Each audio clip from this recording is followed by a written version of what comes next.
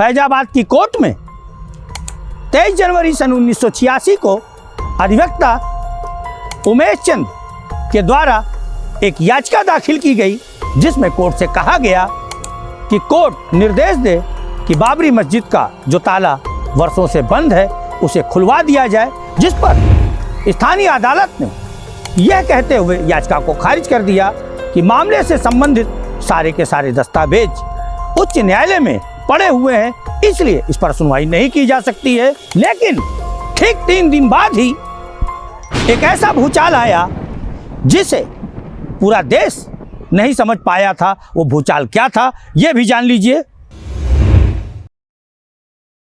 अधिवक्ता उमेश चंद्र के द्वारा 31 जनवरी 1986 को जिला अदालत की कोर्ट में आदेश को चैलेंज करते हुए याचिका दाखिल की गई और वहां पर भी यही कहा गया कि जिला अदालत के जिस फैसले पर वो ऊपरी अदालत में आए हैं उसे फिर से सुन लिया जाए और बाबरी मस्जिद का ताला खुलवा दिया जाए।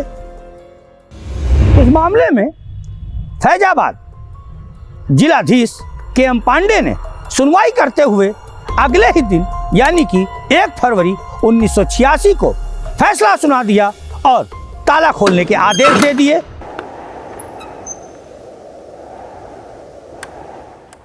जैसे ही यह चर्चा पूरे के पूरे देश में फैली कि बाबरी मस्जिद जिसका ताला 1949 में जिला मजिस्ट्रेट के द्वारा बंद करा दिया गया था, एक याचिका पर महज 5 से 6 दिन के भीतर खुल गया है और उसके बाद भूचाल सा आ गया। हर तरफ जहां देखो वहां पर सरकार की बुराई होने लगी। कहीं ना कहीं लोग इसे शाहबानो मामले से जोड़ करके देख रहे थे। लोगों का कहना था कि शाहबानो मामले को खत्म करने के लिए ये ऐसा किया गया है। इसमें राजीव गांधी की चाल बताई जा रही थी। राजीव गांधी पर जो आरोप लग रहे थे उसे उनके कार्यकाल में पीएमओ में सचिव के पद पर तैनात वजीहत हबीबुल्ला ने सिरे से नकारा है। वो हमेशा ये कहते नजर आते थे कि बाबरी मस्जिद का जो ताला खुला उसके बारे में राजीव गांधी को कोई भी इल्म नहीं था। पहले भी उन पर कई बार लोगों ने दबाव बनाया कि बाबरी मस्जिद का ताला खुलवा दिया जाए, लेकिन राजीव गांधी नहीं चाहते थे कि ताला खुले। फिर भी जब ताला खुला तो राजीव गांधी पर आरोप लगने लगे। कारण यह है कि केंद्र में भी कांग्रेस की सरकार थी और प्रदेश में भी कांग्रेस की सरकार थी, लेकिन इस ताला खुलने का जो ठीक रहा है वो अरुण नेहरू पर फोड़ा गया। कैसे फोड़ा गया ये भी हम आपको बताते हैं।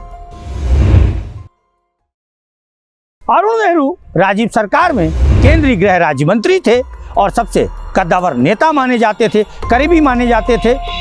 जब 1 फरवरी 1986 को उत्तर प्रदेश में बाबरी मस्जिद का ताला खुलवाए जाने के लिए कोर्ट ने आदेश किया था, उसी तारीख 1 फरवरी 1986 को अरुण नेहरू तत्कालीन मुख्यमंत्री वीर बहादुर सिंह के साथ लखनऊ में थे। अब हम आपको बताते हैं कि जब फैसला सुनाया गया था बाबरी मस्जिद का ताला खोलने के लिए तो कितने समय पर ताला खोला गया था, क्या कुछ हुआ था, वो आपके सामने है।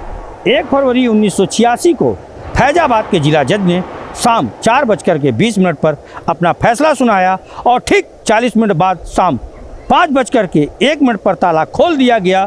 ताला खोलने के समय दूरदर्शन की टीम पहले से ही वहां पर मौजूद थी।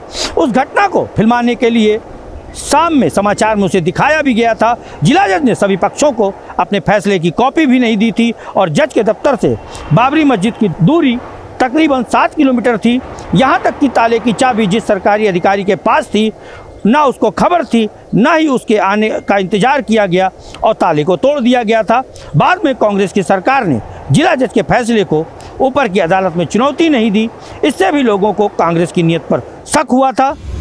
1 फरवरी को ये आदेश आया था और 5 फरवरी से देश का सदन शुरू होना था और इसी में राजीव सरकार पर दबाव था कि वो शाहबानो मामले में सुप्रीम कोर्ट के निर्णय को पलटने के लिए एक नया कानून लाएं। और जब 1 फरवरी को बाबरी मस्जिद का ताला खुल गया तो पूरे के पूरे देश में भूचाल आ गया, जिसके बाद जो राजनीतिक जानकार थे, जो राजनीतिक गलियारों में हलचल थी, उनका साफ कहना था कि शाहबानो मामले को कहीं ना कहीं लोगों के जहन से हटाने के लिए ये सब कुछ किया गया है राजीव सरकार द्वारा।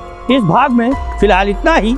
मिलेंगे अगले भाग में और हम आपको बताएंगे कि राम मंदिर को लेकर के कब याचिका दाखिल की गई, कब कब याचिकाओं पर सुनवाई हुई और क्या कुछ हुआ है।